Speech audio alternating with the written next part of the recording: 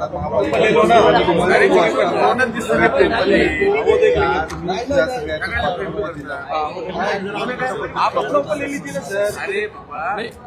मधलं आता विचार हाच आहे की पुणेकरांचं अनेक वर्षाचं स्वप्न जे आहे मेट्रो पुण्यात होणारे अनेक वर्ष पुणेकरांचं फक्त ऐकत होते, पण माननीय मोदीजींच्या काळामध्ये मोदीजी प्रधानमंत्री झाल्यानंतर राज्यामध्ये देवेंद्र फडणवीस मुख्यमंत्री झाल्यानंतर ते स्वप्न प्रत्यक्षात आलं.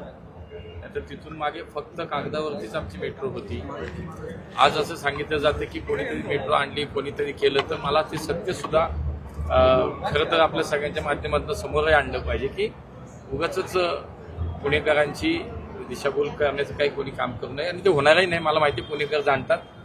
खरं तर म्हणून आज ज्या ज्या पुण्यातले मोठे चांगले प्रकल्प आमच्या काळामध्ये झाले, मेट्रो सुरू झाली, भूमिपूजन मोदीजींनी केलं, त्याचं उद्घाटन मोदीजींनी केलं, 32 किलोमीटरची मेट्रो आज चालू झाली.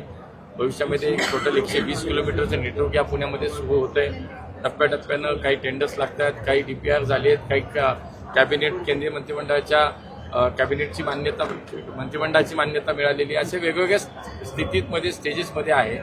त्यामुळे मेट्रोमध्ये प्रवास आज मला त्याच्यासाठी असं नाही, पण एकूणच आपल्यातलेच काही मित्रांचं असं म्हणणं होतं पत्रकारांचं की आपण जर काही आपल्याला या निवडणुकीच्या संदर्भात चर्चा करायची, संवाद साधायचा, तर मेट्रोमध्ये जाता येईल.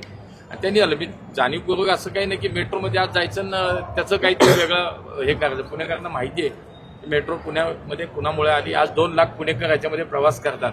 त्यातल्या कोणालाही विचारा, रोज 2 लाख पुणेकर प्रवास करतात, त्यातल्या एकाला सुद्धा जर वाटलं की वेगळं मत, तर तुम्ही मला सांगा. कारण प्रत्येकाला माहिती आहे की भारतीय जनता पार्टी ही पुण्यात, राज्यात आणि देशामध्ये काम करत असताना आज ही पुण्यातली मेट्रो सुरू झाली. पुणेकरांना खूप ते आज त्याच्यातनं प्रवास करतायत. त्यामुळे सार्वजनिक वाहतूक व्यवस्था सक्षम करताना मेट्रो आणि PMPML हे दोन्ही सक्षम करणं, त्याचा विस्तार करणं हे आमचं ध्येय आहे. आणि आज म्हणून पुण्यामध्ये मागच्या 5 वर्षाच्या जेव्हा काळामध्ये आज 1200-1500 साधारणतः बसेस, या इलेक्ट्रिक बसेस आणि CNGच्या बसेस रस्त्यावरती आल्या. 1000 नवीन बसेस आता केंद्र सरकारच्या माध्यमातून मान्यता मिळाली, त्या टप्प्याटप्प्याने रस्त्यावरती धावतील. देवेंद्रजींनी पुण्यामध्ये परवा सांगितलं की साधारणतः 4000 बसेसचं आमच्या पुढच्या 5 वर्षाचं टार्गेट आहे. आणि त्यामुळे त्या 4000 इलेक्ट्रिक बसेस पुढच्या काळामध्ये पुण्यामध्ये येतील. असा एकूणच पुण्याच्या वाहतुकीच्या संदर्भातला एक भविष्यातला मोठा विचार, पुण्यातल्या अंडरग्राऊंड साधारणतः 57 किलोमीटरचे रस्ते बनवण्याचं नियोजन, अशा अनेक गोष्टी पुढच्या काळात आहेत. आणि म्हणून आज हा सगळा संवाद आपल्याशी करताना हा विषय करतो. खासदार साहेब 2 दिवसापूर्वी अजित पवार पुण्यात बोलत होते. त्यांनी सांगितलं की मनमोहन सिंग यांच्या काळात ही मेट्रो मंजूर झाली, त्यामुळे कुणी एकट्याचं श्रेय नाही असं त्याचं म्हणणं होतं. मला वाटतं त्यांचं हे विधान म्हणजे माननीय मोदीजींच्या आणि देवेंद्रजींच्या नेतृत्वावरती आणि कर्तृत्वावरती कुठेतरी शंका वाटते. मला ती त्यांनी स्पष्ट केली पाहिजे की मोदीजींच्या नेतृत्वात शंका आहे का, देवेंद्रजींच्या आणि मोदीजींच्या नेतृत्वात कर्तृत्वात कुठे शंका वाटते का. कारण माननीय मनमोहन सिंगजी 1 ते 2001 ते 2014 आणि 1 ते 2014 पर्यंत हे पालकमंत्री आहेत, ते पंतप्रधान.